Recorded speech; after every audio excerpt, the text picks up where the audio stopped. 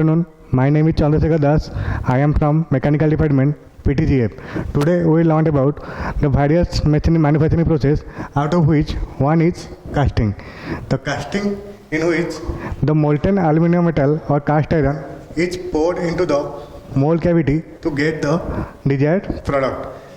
It is a most ancient and most common manufacturing process used to get the product. This diagram shows the casting process. Here the diagram consists of a flask consists of cope and drag, where a runner is provided, and riser and pouring basin and a downspout. The downspout where the molten metal will pass the molten metal to the runner. After that they go to the pattern where the desired product will be provided. To get the product, there was a parting line which divide the cope and drag, through which we have to, after the removal of the product, we get the final product in single piece. So these are the different terminologies used in casting. The first one is flask. Flask is the outermost frame which support the full casting process. Then we have cope. Cope is the upper half of the casting. The upper half means the first half, where the first half of the molding is known as cope. Where again drag. Drag is the second half of the mold cavity. Another part is provided core. Core is to create an internal hole in the cavity in the final product. If you want a product which consists of hole, then we use core. Then vents are provided. Vents are the passage where the molten metal, if there some gases come inside to the mold cavity, to release the gases, the vents are used.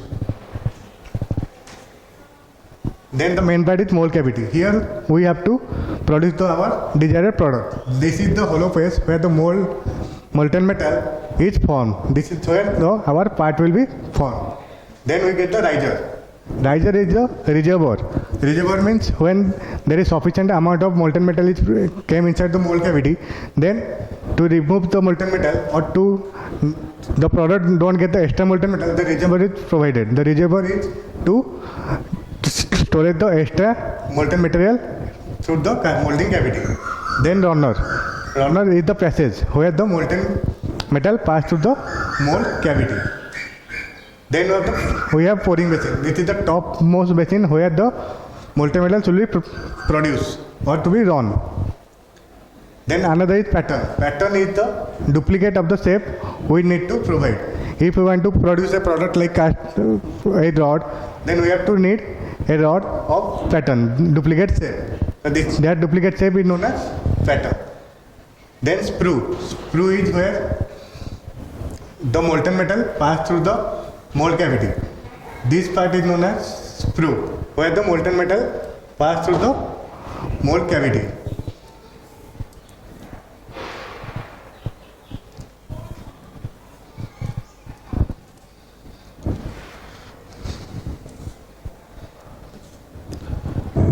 Then the last one is parting line. The parting line is where that separates the cope and drag. The parting line is help to, if we want to remove the product, then after if you will remove the product in a single piece, that there is chances of breakage or damage. So a parting line is provided to remove the pattern neat and cleanly.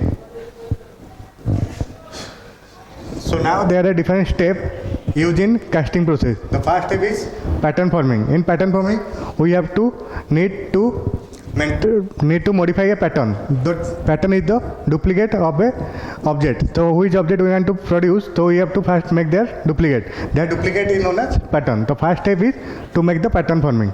Pattern. Then core. If that pattern is, we want a hollow shape, then we have to provide core. If the object need a hollow shape in the casting, then a core is provided. The core is helped to make the hollow shape in the casting. Then is mold making. The mold is where the pattern or the core will be placed. Then is pouring basin. Pouring process. This is the important process because this depends how the objects will be produced. Pouring process means to melt the metal or aluminum or cast iron in sufficient liquid form. So which the continuous flow of metals passes through the mold cavity.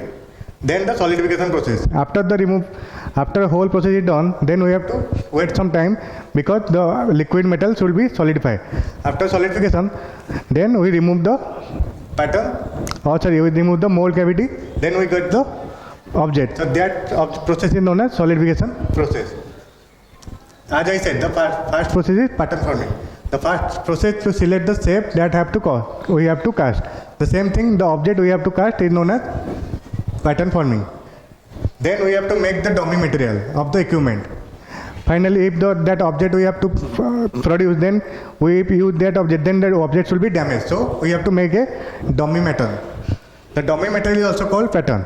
The dummy material can be made of wax, wood or metal, etc. Anything we can produce through the pattern. Then core forming. As I said, core is help to make the internal hole or hollow shapes in a casting. So after making the pattern, that comes the core making. The core is made of when the casting requires some internal features like hole. The core is made of sand or high purity of sand. The third step is mold making. To make the mold, we take wooden boss, then place the pattern in the wooden boss. After that, we will put and drag wooden boss and fill some drag with the sand. We use sand because if we provide sufficient amount of sand, then it will be tightly fitted to the mold cavity. So which the patterns will be do not disturb or do not make any changes in their shape. The next is pouring machine. This is the first method in the selected metal used for casting process. Then the selected metal is melted and remove all the impurities. As I said, if we are choosing aluminum or cast iron, they all contain some impurities. If we melt the cast iron, so they will cause some impurities. So which make the casting or the objects will be damaged. So we have to maintain pure. To remove all impurities, we need the pouring machine. Then the selected and then this molten metal is poured to the mold so that to release all the gases produced due to contact of sand. As in other, if some heat metal direct contact with sand or floor or anything, then some gases will be released. As the hot metal contact with the cold sand or cold floor, so sufficiently there will gas is released. To release that gas from the molding metal, some vents are provided. As I said earlier, the vents are provided to release the extra amount of gas from the mold cavity. The last process is solidification process. The casting should be designed in such a way so that the directional solidification one end of another take place and do not avoid defect. The metal solidified, it injected from the casting mold by either breaking the mold or by using injection. As I said, so there are two parts, cope and drag. So after the solidification process take place, so we have to remove the both cope and drag by helping of cutting line. Then we can easily remove the pattern from the mold cavity. Then now we will discuss about classification of casting. How many types of casting are there? The first one is shell casting. Here the molding sand process is used more like shell. The shell we have seen, then the casting cavity will be like a shell made of material like fine grain silica and thermosetting resin and alcohol. In this method, the pattern is heated up to 250 degrees Celsius.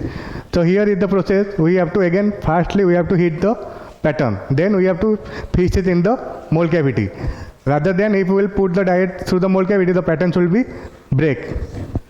This mold is high strength and lightweight. This mold suitable for automatic casting. Now the second number of casting is investment casting. It is the most important casting process because the most and very large amount of castings will be produced in a single phase. This type of casting process in which the casting is formed around a pattern made of wax or similar material. The name of this casting process is known as investment because here the wax is used as a pattern material. In this cutting, the pattern is used to made of wax. As I say, the pattern is made of wax. And the casting form is around the pattern by dipping into the slurry of silica floor, ethyl silicate and water. And next one is third one is the sand casting process. This is the most common and most ancient method. At the ancient period, the most of the workers use this sand casting process. Sand casting method widely used in casting. This technique is the place in the drag and fill it with the sand. As I said, and this is the most cost minimizing process, as we do not use extra amount of machining process. So the sand is used as a parent material. In addition of sand, the creation of bonding agent like clay, more than 60% of metal casting is done by using sand casting. So if you put the only sand, then the sand will be break. So you use clay to make the clay and sand stick together. The next fourth one is centrifugal casting. In centrifugal casting, it is an advanced version of casting where a centrifugal pump, centrifugal motor is installed in the casting process.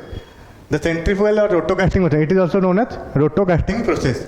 The principle of centrifugal casting process is used for as centripetal force.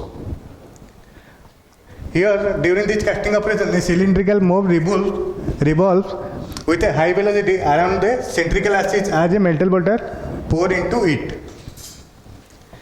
This rotation of cylindrical mold creates centrifugal force which pushes the molten metal circumference of the mold. Now see the diagram. This is a cylindrical vessel where the molten metal pass into it and filled with the molten metal. Here a motor or rotor is provided which make this vessel rotate and rotate with the centrifugal force. After the rotating with the centrifugal with high velocity, the molten metal inside it will spread to the bottom of the another or corner of the vessel, cylindrical vessel. So we get a hollow shape pattern produced through the cylindrical shape casting, or we can say it roto casting or centrifugal casting. By use of centrifugal force, here we can produce the hollow casting through the centrifugal force. The fifth one is gravity die casting process. Here by the use of gravity, we can produce the pattern material by using of molten metal. The gravity die casting is a type of permanent casting in which the molten material is poured into the die with the ladle. The ladle is the object which is used to carry out the molten metal. To carry the molten metal through a cup, that cup is known as ladle. While filling the molten mold with the molten metal, no force will act other than gravity. As I said, if you use a ladle and pour the molten metal to the pouring machine by the help of gravity, we do not use any extra force or machine. Through the gravity, the downfall of the molten metal. This material has high fluidity which made of gravity die casting. These are some advantages of casting. As I say, casting has large advantages to produce the different part. The first is complex and intricate shape can be formed. Complex and intricate shape means which is very critical to produce with other machining process. So we can produce through a casting process. Then second one is we can cast any type of material. We can use cast iron, aluminium, anything, or combination of both aluminium and cast iron. As we want, which type of material we use, we can provide through the casting process. The next one advantage is the tool and the equipment used in casting process are inexpensive. As I say, the tools which used in casting process are very less price than other manufacturing process like lathe or welding, anything else. And we use the most of the important material here is sand. The third point is it is impossible to make the casting of any shape and size. I said as we need a very less accuracy shape, then we can produce through a casting. The casting of any size can be performed up to 200 tons.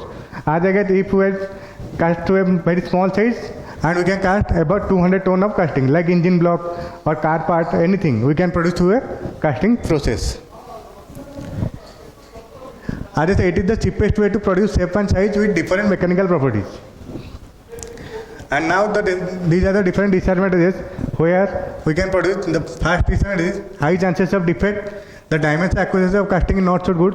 We have to produce some different or other machining process to get good surface finishing. In some cases, it is not possible to overcome the defect. So today we have learned about what is casting and what are the different types of casting, what are their advantages and what their disadvantages. So thank you for now. Thank you.